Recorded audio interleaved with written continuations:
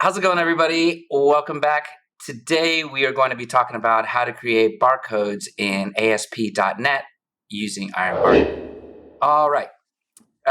Today we're going to be creating a barcode using IronBarcode and Visual Studio 2022. I've already installed IronBarcode. You can do the same using the NuGet Package Manager. And as always, I recommend using the latest version of both Visual Studio and IronBarcode for the smoothest experience.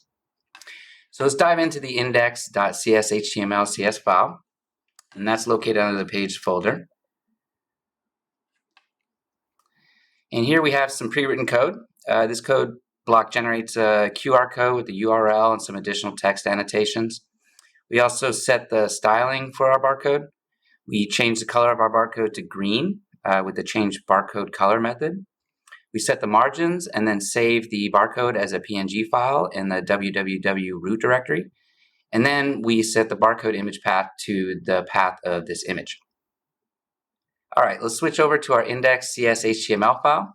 And in this file, I've added an HTML form. And this form contains a single button that says submit. And when this button is pressed, the form will submit, triggering on the onPost action in our index.cshtml.cs file. And this action in turn generates our barcode. And below this, we have an IMG tag that displays the generated barcode image once it's created. All right, so now let's run the project by clicking on the green play button and then wait for the output.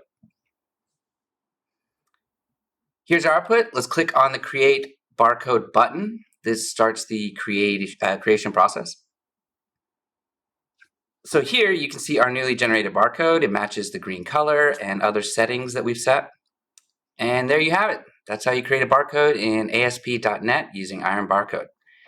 We hope that you found this tutorial helpful, and don't forget to subscribe to our channel for more useful tips from Iron Software.